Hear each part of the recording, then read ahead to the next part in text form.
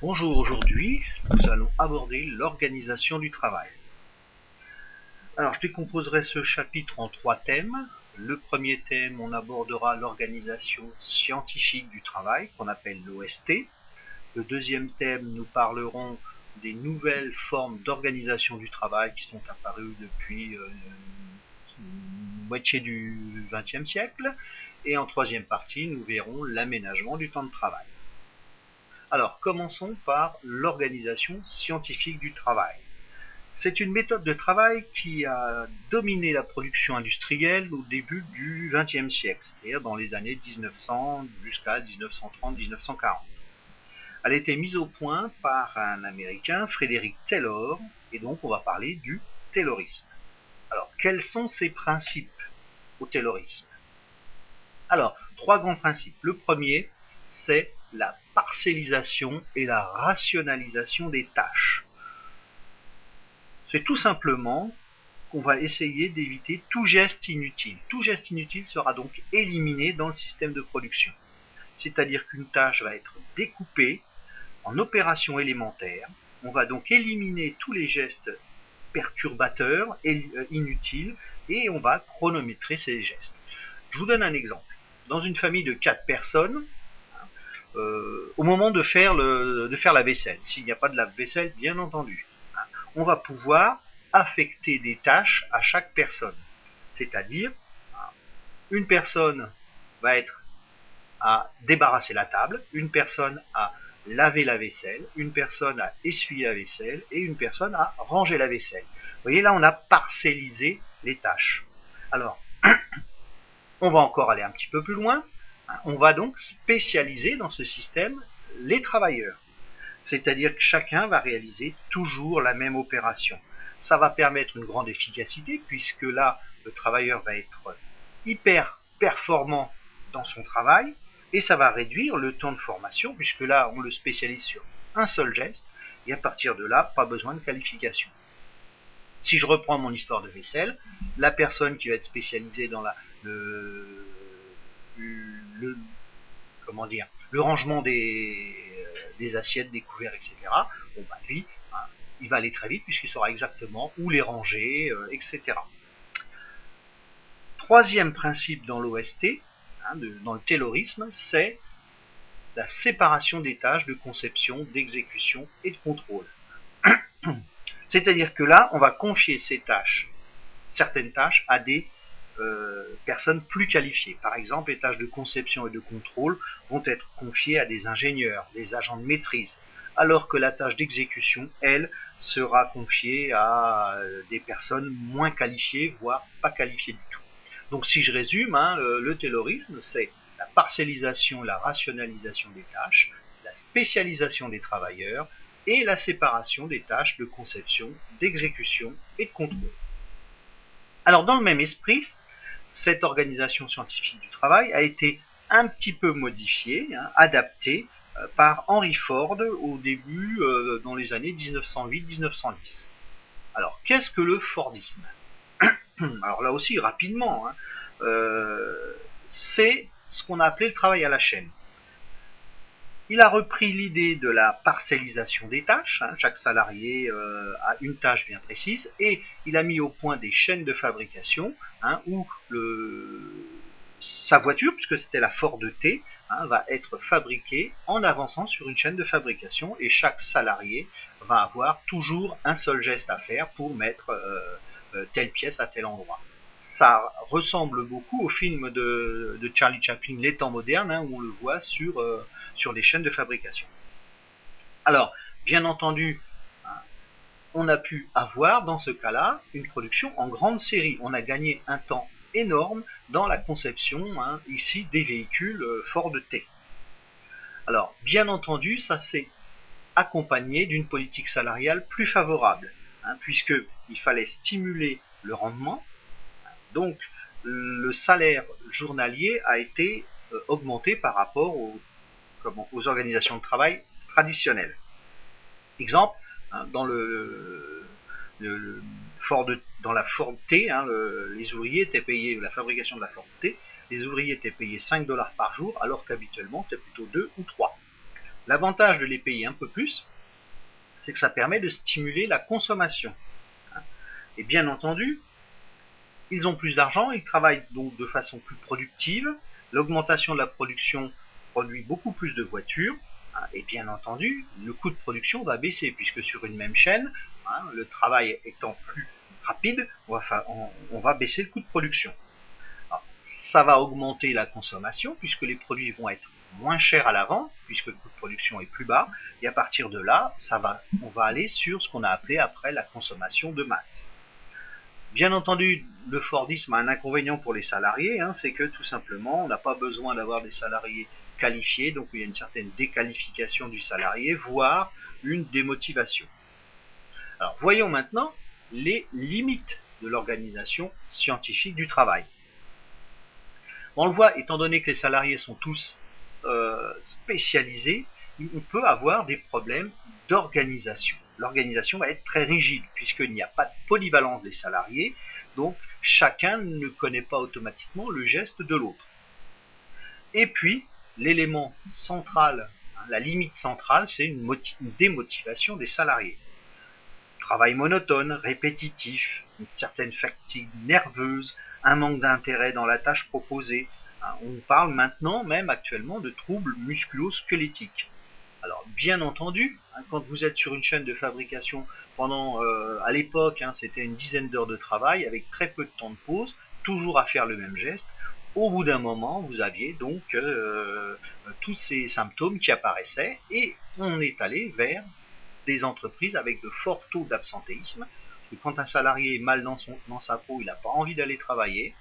Et deuxième élément, c'est qu'on avait des produits avec des qualités plus faibles. On a souvenir de la consommation de masse, la grande série. Souvent, les produits ne sont pas d'une très bonne qualité. Alors, bien entendu, l'OST, s'il n'y avait eu que des inconvénients, aurait été abandonnée très rapidement, mais elle a apporté, cette organisation scientifique du travail, de nombreuses choses à nos sociétés.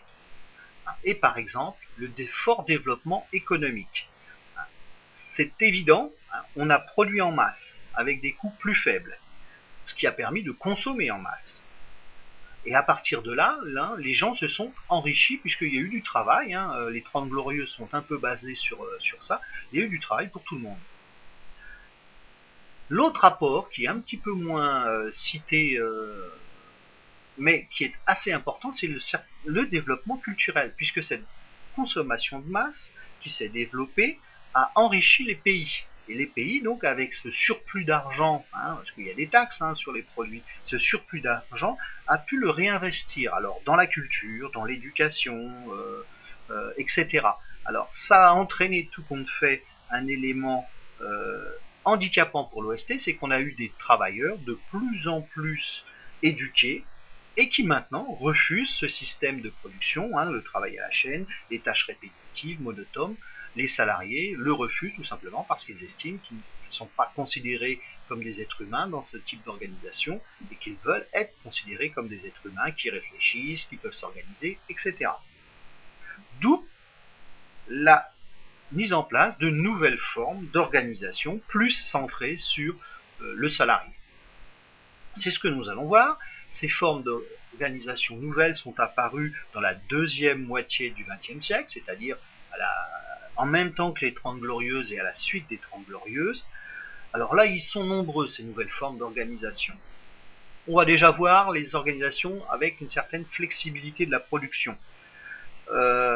On en parle de plus en plus de ces modes d'organisation. C'est que l'entreprise doit être capable d'adapter sa production à la demande du client, que ce soit en quantité ou en qualité.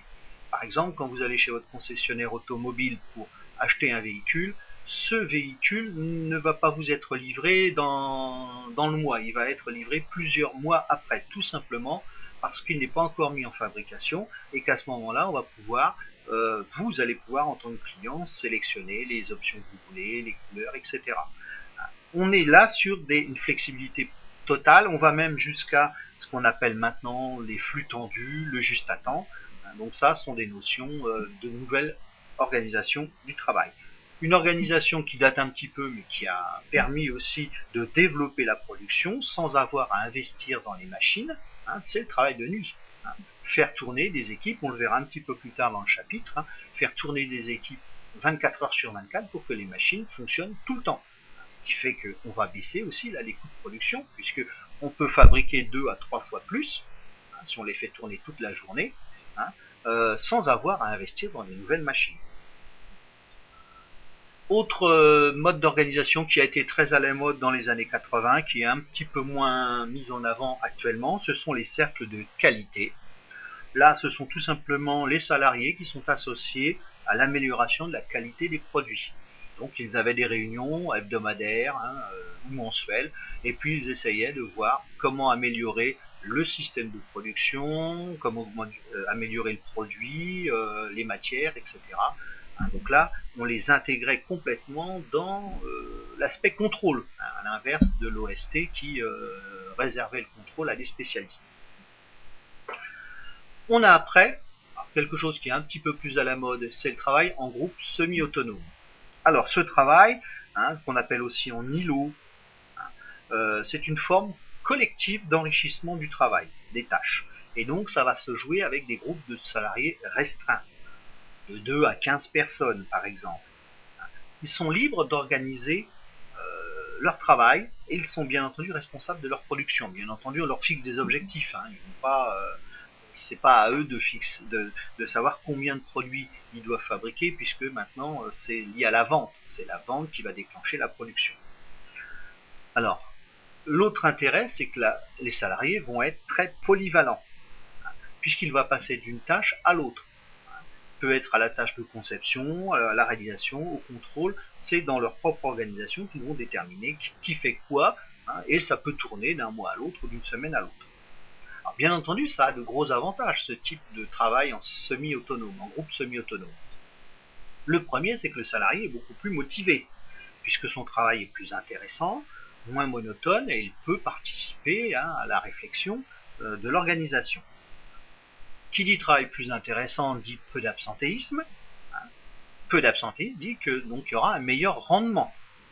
Et puis, bien entendu, le travail sera de meilleure qualité. Quand on se sent bien dans une entreprise, on a envie de faire un travail correct. Quelques inconvénients, mais là, un petit peu plus liés à l'entreprise, c'est que nos salariés doivent être polyvalents. Ça veut dire qu'il va falloir former les salariés aux différentes tâches qu'ils ont à faire dans leur groupe. Et puis, une coordination, puisque là, ce n'est pas l'anarchie, le travail de ces groupes, donc on aura souvent un animateur du groupe qui permettra de coordonner, d'organiser le travail. Dernière partie, c'est l'aménagement du temps de travail. Alors, c'est une organisation qui a pour objectif d'améliorer normalement les conditions de vie des salariés, mais aussi de rendre flexibles leurs horaires. Alors, on va le voir, cela peut être adapté à la journée, à la semaine ou à l'année. Alors commençons par l'adaptation à la journée. C'est ce qu'on appelle l'horaire individualisé ou l'horaire à la carte. Donc j'ai schématisé par une échelle d'heures, qui va de 7 heures du matin à 19 heures. Et à l'intérieur de cette amplitude de travail de la journée, on va avoir des zones qui vont être des zones vertes. Ici, ce sont des plages mobiles. Les zones rouges sont des plages fixes. Donc, ce qui veut dire que dans les plages vertes, le salarié, lui, va pouvoir arriver à choisir son horaire dans ces plages. Et les plages rouges sont des plages fixes, où là où on a l'obligation d'être présent dans l'entreprise. Alors, bien entendu, sur une semaine, le salarié va devoir faire 35 heures de travail. D'où l'utilité des pointeuses à ce moment-là.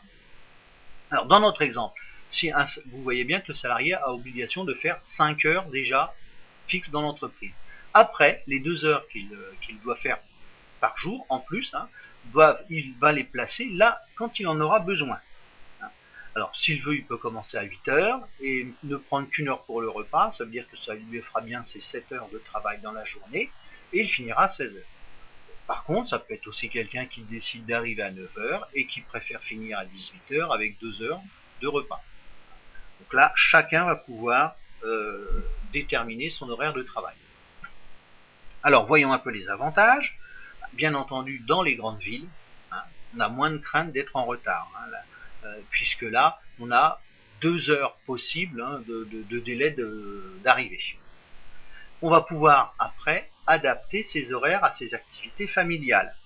Plus besoin de demander des autorisations d'absence si par exemple on a un rendez-vous médical à 17 heures. C'est tout, on s'organisera pour faire nos 7 heures de travail, hein, et terminer à 16 heures. Bien entendu, tout ça va entraîner des salariés moins stressés puisqu'ils ont une certaine une certaine latitude pour organiser leur temps de travail. Bien entendu, comme bien souvent il y a quelques inconvénients, c'est qu'on ne peut pas adapter cette méthode à toutes les entreprises. Les plus adaptées sont les entreprises administratives, les services administratifs, mais dès qu'on a affaire à du public ou à produire quelque chose, on voit bien s'il manque une personne, à ce moment-là, la production ne pourra pas se faire, ou on ne pourra pas recevoir le client correctement, voire pas ouvrir du tout le magasin, hein, si tout le monde décide d'arriver en même temps, mettons à 9 heures alors qu'on ouvre à 8 heures. Vous voyez là, c'est réservé à certains types d'entreprises. Alors voyons maintenant l'aménagement du temps de travail sur une semaine. Alors, les deux aménagements que nous allons voir, la semaine et à l'année, c'est beaucoup plus sur l'aspect flexibilité de la production et moins sur les conditions de travail, conditions de vie des salariés. Là, on est vraiment axé sur la productivité. Alors, sur la semaine, c'est ce qu'on appelle le travail en équipe, ou travail posté, hein, tout le monde connaît les 2-8, les 3-8. C'est-à-dire que plusieurs équipes vont se succéder sur le même poste de travail durant la semaine. Là aussi, une échelle de temps sur la semaine. Alors, on va avoir 2 voire 3 équipes qui vont faire du lundi au vendredi. Si on fait 3 équipes, c'est-à-dire que la machine va tourner 24 heures sur 24. Et puis on peut avoir 2 équipes sur le week-end, du samedi au dimanche. Par exemple, 2 équipes qui vont chacune faire 24 heures en alternance, ce qui nous boucle bien nos 2 jours. Alors on peut faire moins et puis laisser, mettons, toute la soirée du dimanche pour l'équipe d'entretien, puisque les machines doivent quand même être vérifiées de temps en temps. Donc là, vous voyez, hein, c'est un système très utilisé, là aussi, dans le travail à la chaîne, hein, dans l'organisation scientifique du travail. Alors, les avantages. Alors, bien entendu, vous allez voir que les avantages sont répartis entre l'entreprise et le salarié. L'augmentation de la production, de la productivité, c'est évident. Une machine qui va tourner 24 heures sur 24, on n'aura pas besoin d'investir dans une autre machine. L'autre avantage, c'est que pour certains salariés, les horaires sont réduits et les salaires plus élevés. Par exemple, nos 2 équipes du week-end, ils vont faire que 24 heures de travail. Ces 24 heures de travail, ce n'est pas les 35 heures de ceux qui sont à la semaine. Mais ces 24 heures de travail, en plus, vont être payées plus cher, tout simplement parce que c'est du travail de week-end et souvent de nuit. Il y aura au moins une fois la nuit. Donc, ça intéresse souvent les salariés, ce type d'organisation. Les inconvénients, fatigue et troubles biologiques. Vous êtes dans ce type d'organisation toujours en décalage, avec des rythmes décalés. Une semaine du matin, une semaine du soir, le week-end, pour ceux qui travaillent le week-end, il faut quand même assumer 12 heures de travail de suite, avec 12 heures de repos, puis 12 heures de travail. Donc le rythme va être très décousu et en plus, problème pour s'adapter à la vie familiale. Hein. On va avoir des salariés qui vont être en décalage avec quelqu'un qui peut avoir une vie de famille beaucoup plus régulière. Alors, voyons maintenant cette organisation du temps de travail, mais à l'année. Alors, les horaires donc sont adaptés là aux besoins de l'entreprise. On ne parle plus du salarié. Hein. C'est ce qu'on appelle l'annualisation du temps de travail. Hein. Par exemple, les 35 heures qu'un salarié doit faire, mais ne vont pas être étalées 35 heures chaque semaine. Les semaines où on aura besoin de lui, il va travailler beaucoup plus, et les semaines où on n'aura pas moins besoin de lui parce que moins de production à faire, on aura moins besoin, il travaillera moins. J'ai repris ça sur une échelle pareille, sur l'année. Et si on regarde donc les périodes creuses que j'ai mis en bleu, bien entendu, on va estimer, mettons que le salarié ne fera que 28 heures par semaine. Et puis sur les périodes de forte activité, on peut lui faire 42 heures par semaine. Alors l'intérêt, on va les voir, les avantages, à la fois pour l'entreprise et pour le salarié. Les avantages, donc, pour l'entreprise, c'est que le salarié ne sera présent dans l'entreprise que selon les besoins de l'entreprise. On a des commandes où on a une forte activité, le salarié est là. On a moins de commandes ou moins d'activité, le salarié sera chez lui, on va dire. Ça nous entraîne pour l'entreprise une baisse du coût du travail. Tout simplement parce qu'on va, dans ce système, supprimer ou réduire fortement les heures supplémentaires. Vous avez vu dans la diapo précédente, les 42 heures qu'il faisait en semaine forte étaient compensées par les 28 heures de semaine faite, c'est-à-dire pas d'heures supplémentaires à payer. Pour le salarié, il y a quelques avantages. C'est une certaine réduction du temps de travail à un certain moment, quand il travaille 28 heures. Et puis, donc, dans ces périodes-là, il a un peu plus de temps libre. On pourrait rajouter les avantages pour l'État. C'est que l'État a pu mettre en place plus facilement la réduction du temps de travail. Et puis que ça permet de, quelque part, de réduire le chômage, parce que les entreprises, dans les périodes élevées, prenaient des intérimaires. Donc là, on réduisait le chômage, mais dans les périodes creuses, il n'y avait personne. Alors qu'en pouvant moduler cela, on peut embaucher des gens qui vont être aux 35 heures et qui auront ce type d'organisation, d'aménagement du temps de travail. Alors, bien entendu, les quelques inconvénients. Alors, pour l'entreprise, il faut pouvoir organiser le système, parce que là, on est sur l'année, donc il faut avoir une prévision de commande assez importante à l'avance. Le salarié, alors lui, il va cumuler quelques inconvénients, par exemple une certaine désorganisation de sa vie de famille, de son temps de travail, puisqu'il ne va pas trop savoir d'un mois sur l'autre s'il y aura une grosse activité ou une faible activité, donc il faudra le prévenir, il y aura un délai de prévenance à mettre en place pour que le salarié puisse s'organiser. Moins d'heures supplémentaires, donc un salaire moins élevé. Et puis, bien souvent, plus de stress parce qu'il a l'impression d'être à la disposition de l'entreprise de façon permanente. C'est-à-dire que on a besoin de lui, on l'appelle. D'une semaine sur l'autre, à la rigueur, ça peut être comme cela, sur une commande importante. Pour l'État, il n'y a pas vraiment d'inconvénient. La mise en place de ce système n'a que des avantages pour l'État. Voilà, j'en ai terminé avec cette leçon sur l'organisation du travail et je vous donne rendez-vous à une prochaine leçon. Au revoir.